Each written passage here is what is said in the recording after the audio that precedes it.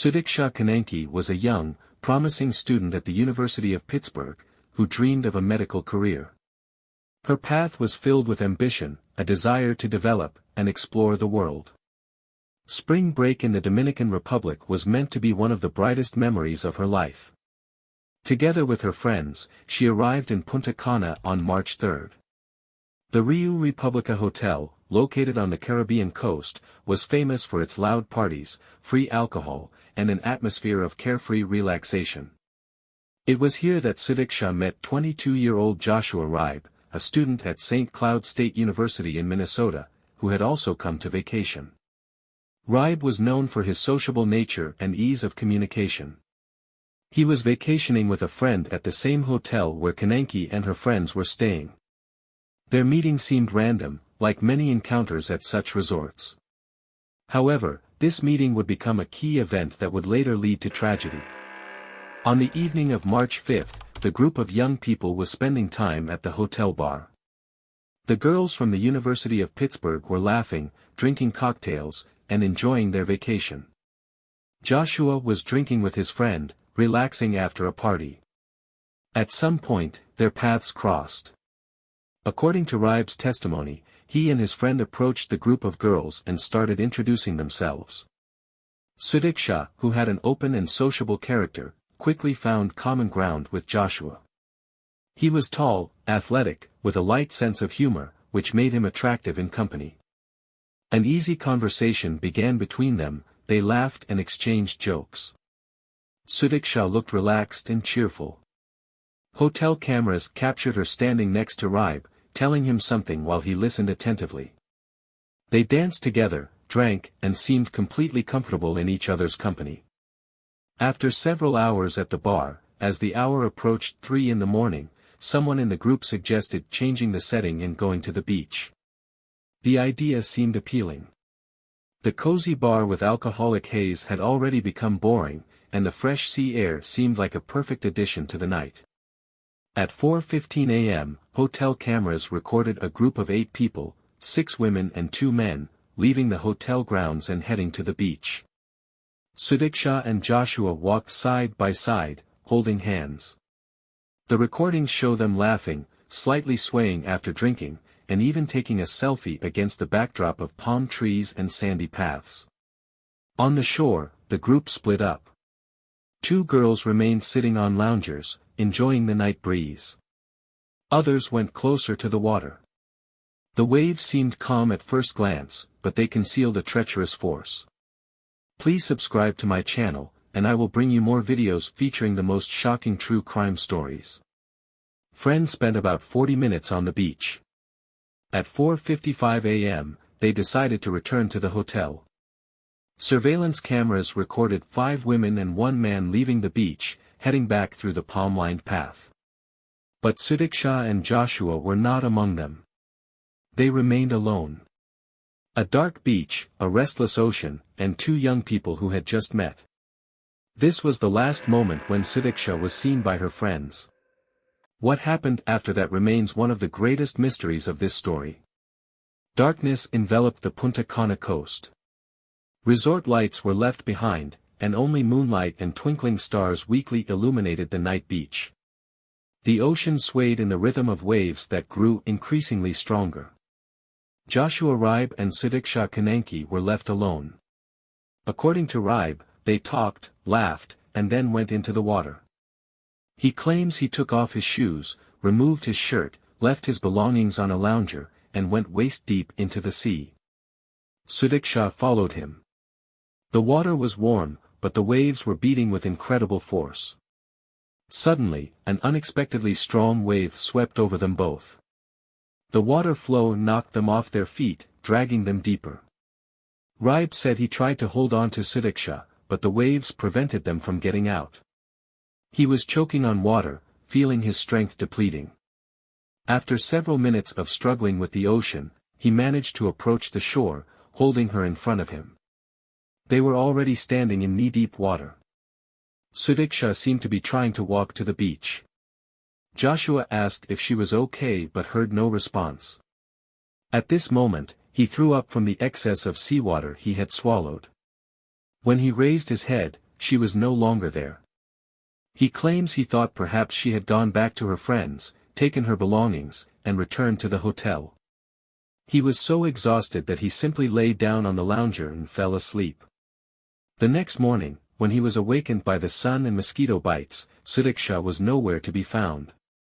But no one yet realized that this night would become the beginning of a high-profile case that would attract the attention of the entire world. The morning of March 6 for the Rio Republica Hotel guests began like an ordinary day. The sun rose over the Caribbean Sea, inviting tourists to the beach. However, for Sudiksha Konanki's friends, this day became the beginning of a terrible nightmare. When she did not return to her room, her friends initially did not attach much significance to this. They assumed she might have stayed with someone from her new acquaintances or simply fallen asleep somewhere on the beach. But as time passed and no one could reach her phone, anxiety grew. Around 4 p.m. that day, friends reported Sudiksha's disappearance to hotel staff. The first search measures began. Hotel personnel checked surveillance cameras, which showed that Sudiksha had gone to the beach with her friends and Joshua Riibe but had not returned. Meanwhile, Joshua remained calm. He left the beach around 9 a.m., returned to his room, and continued his vacation until he learned that Sudiksha was being searched for. Later, he told investigators that he was shocked and did not understand where she could have gone. Authorities in the Dominican Republic launched a large-scale search operation. Helicopters combed the coastline from the air, boats patrolled the water, and rescue teams with dogs examined the beach. At the scene, only Sudiksha's belongings were found on the lounger, a white swimsuit and a light sarong. There were no signs of violence. But questions remained. If she had drowned, where was the body? How could it be that Joshua Riibe, who was nearby, did not notice anything suspicious? Why did he not raise the alarm immediately? The police began to look more closely at the last person who had seen Sudiksha alive. And although Ribe was not officially considered a suspect, his passport was confiscated, and the young man was kept under supervision at the hotel.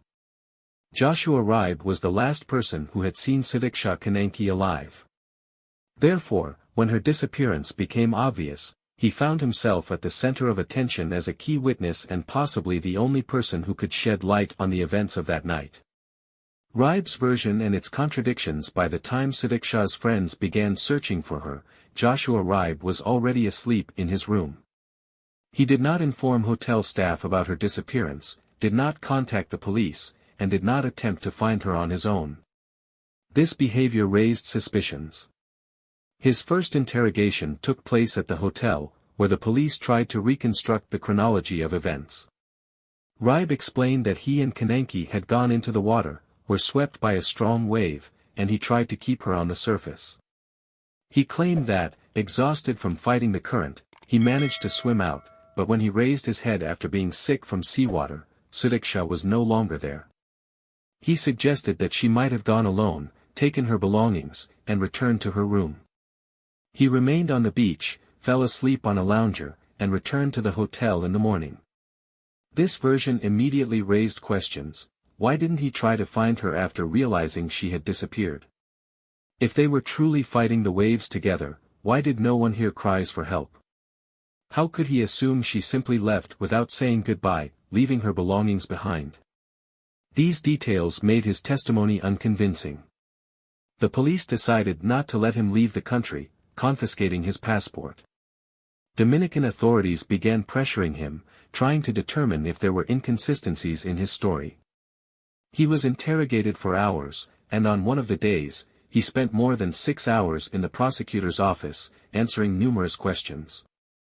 Joshua claimed he was cooperating with the investigation but simultaneously began complaining about the conditions of his detention. His parents stated that he was isolated, that he had been interrogated without an official interpreter and without a lawyer until March 12, which was a serious violation of his rights. This created an ambiguous situation. For some, he looked like a victim of excessive police pressure. For others, like someone hiding something and trying to avoid responsibility.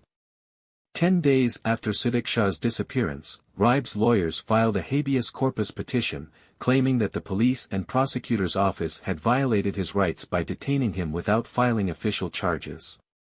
The judge granted this petition, recognizing that holding Ribe under such supervision without official charges was improper. After the court decision, he was officially released, but his passport was not returned, and he remained blocked in the Dominican Republic. During the hearing, Ribe made a statement to the judge: "I really want to return home and see my family. I understand that I am here to help, but 10 days have passed." He repeated that he was hiding nothing, that he had done everything possible to save Sudiksha, and that his detention was unfair. However, Dominican authorities were not in a hurry to let him go. They insisted that the investigation was ongoing, and Ribe remained a key witness who could help shed light on the disappearance. Joshua Riibe's case was perceived differently. In the United States, many saw him as a victim of the system, a young American detained in a foreign country without any real evidence of guilt. His parents claimed that their son was an honest guy who found himself in a terrible situation but had done nothing wrong. However, in the eyes of many others, including the Konanki family, the situation looked different. They suspected he was hiding something. Why didn't he call the police immediately after Sudiksha disappeared? Why didn't he even try to find her when he woke up?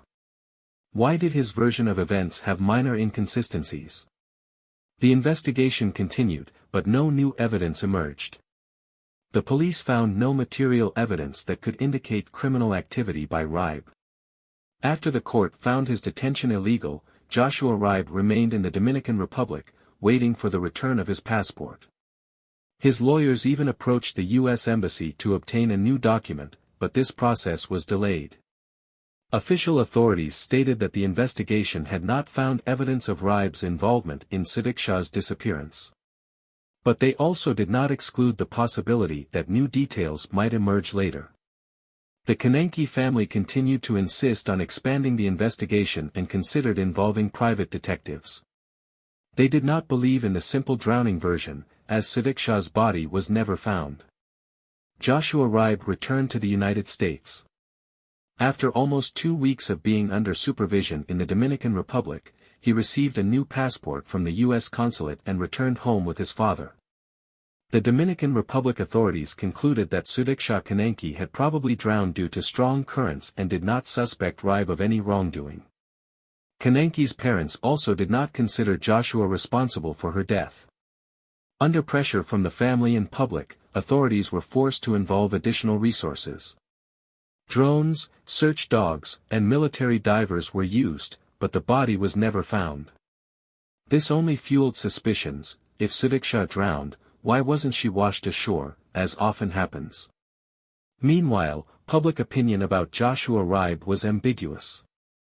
Some people considered him innocent, pointing to the lack of evidence and that his version did not contradict logic. Others suspected he was hiding something. His calm behavior after that night, the fact that he did not immediately raise an alarm, and small inconsistencies in his testimony raised doubts. The court's decision to release Ribe without charges further divided society. His parents publicly expressed condolences to the Konanki family but also emphasized that their son had been held in inappropriate conditions and interrogated without a lawyer and official interpreter. While Ribe waited for his passport to be returned, Konanki's parents approached Dominican authorities with an official request to declare their daughter dead. They explained this as a desire to begin the grieving process and obtain legal confirmation of her disappearance. However, the main questions remained open. What really happened that night? Why did no one hear cries for help? Were there other people on the beach who could have been involved in her disappearance? Despite all searches, the investigation could not provide a definitive answer. Sudiksha Konanki's case remained one of the mysteries that continues to provoke controversy and discussion. The Caribbean Sea continued to surge, and the sandy beach of Punta Cana, which had become the last known location of the young student, was once again filled with tourists. People continued to have fun, enjoy their vacation, unaware that this beach preserves a mystery whose answer may never be found. This story, despite all investigative efforts, remains unfinished. The fate of Sudiksha Konanki, a young student who dreamed of a great future, is lost among the endless waves of the Caribbean Sea. On one side, Dominican authorities lean towards the accident version. The absence of evidence of violent death or involvement of other persons, as well as the strong sea currents that night, all this supports the official version. But on the other hand, many questions remain unanswered. Why was her body never found, even after massive searches? How could Ribe, a former lifeguard, not clearly explain exactly what happened in the last minutes when he saw her? And most importantly, did everything really happen exactly as he described? After his release, Ribe remained in the Dominican Republic, waiting for his passport to be returned. His family and lawyers insisted that he had become a victim of investigative procedures that violated his rights.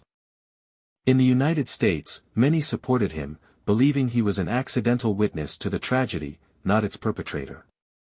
Days passed, weeks went by. Sudiksha was not found. And the story of her mysterious disappearance remained a painful mystery that still moves people who seek to understand what happened that night on the Punta Cana beach. If you enjoy deep dives into true crime, make sure to subscribe so you don't miss the next story. Until next time, friends!